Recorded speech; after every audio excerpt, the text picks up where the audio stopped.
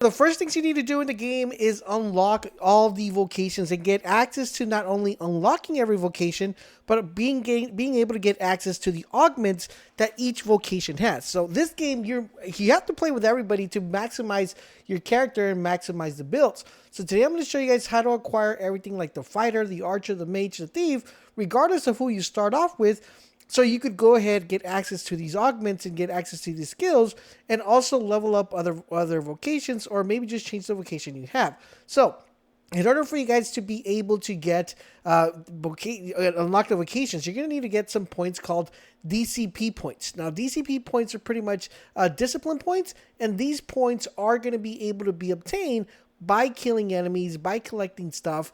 But majority of the time, you're going to want to make sure you get them by killing enemies and doing quest lines, as this is the best way to actually obtain them.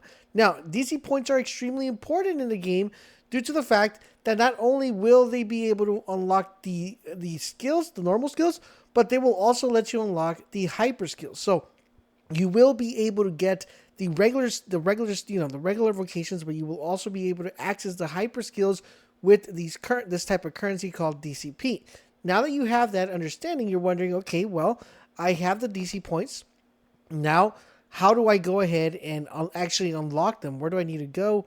So you're going to go to this location right here in the map. This is actually pretty early in the map, and you're going to go to Melville. Now, this particular location, once again, super early in the map. Unfortunately, in the map, the place that we have to go is not going to be located, it's not going to be shown in the map. It's called a guild hall.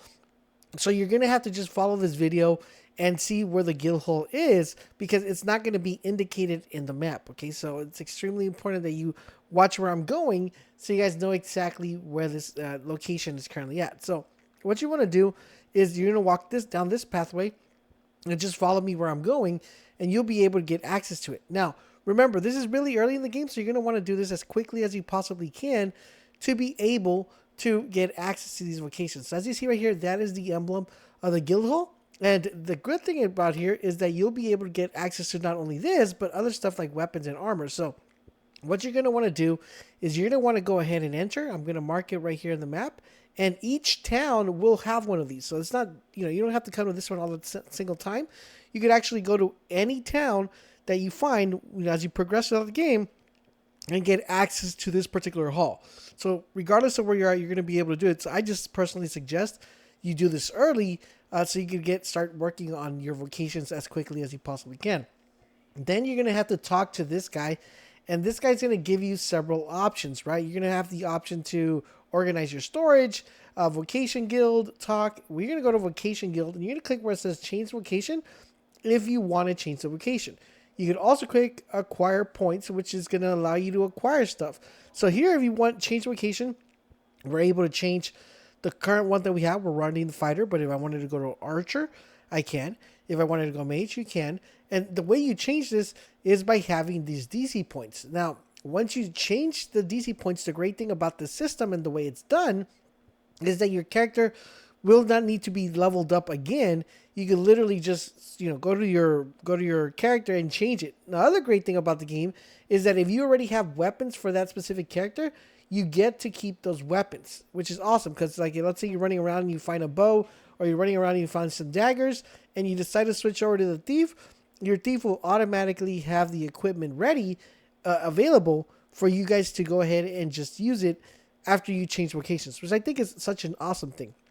Now, the great thing about here is as you guys go to this hall, you also have a storage space, so you could literally store stuff in there. And then once you get to another hall, the storage space will also be there as well, which is really cool.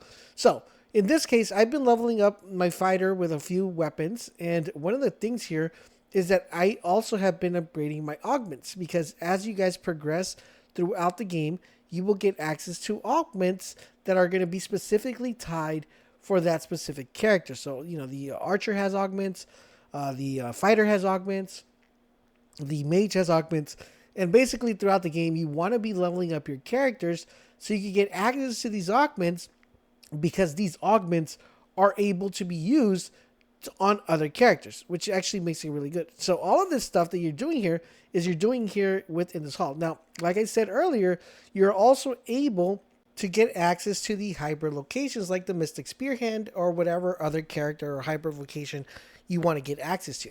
So one thing to note, and one thing that I talked a little bit earlier, but I kind of want to demonstrate for you guys, is the fact that whenever you change vocations, one really cool thing happens, and I think they did this such a wonderful job with this in the game, because this kind of doesn't negate you from wanting to switch classes, is the fact that if you notice right here, I changed to a mage, right?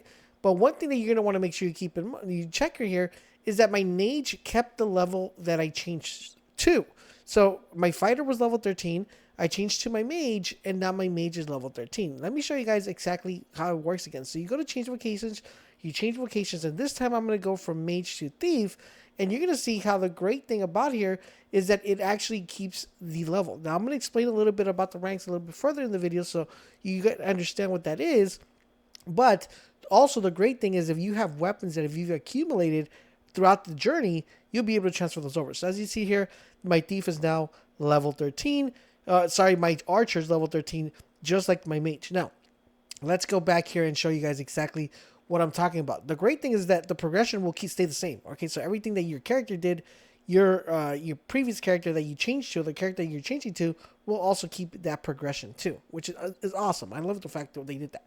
So let me go back to the menu and show you guys exactly how the ranking system works and why it's important that you keep switching back and forth once you guys get the ranking system down pat. Okay, so what we're going to do is here, we're going to go back and talk to him and have this show up real quick so you guys can see the rank area and how that works. So we're going to go back into the same thing, Vocation Guild, and we're going to go change vocations. So I want you to notice one thing. You see the fighter?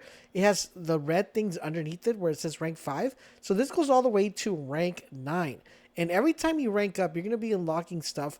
You can unlock augments. This is kind of like your secondary level system for that specific class. Once that class reaches level 9, you unlocked everything for that specific class.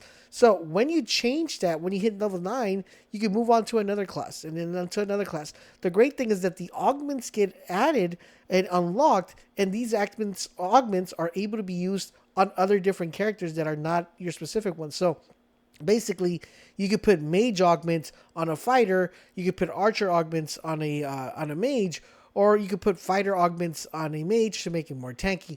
Now, I'll have a video going in there over what are the best augments for each individual character and playstyle. So if you guys don't want to miss that, make sure you guys keep it locked here and subscribe to the channel. In addition to that, watch this video that's popping up right now on the screen, which is going to help you make the right decisions in Dragon Dogma 2. Thank you guys for watching, and I'll catch you guys on the next video.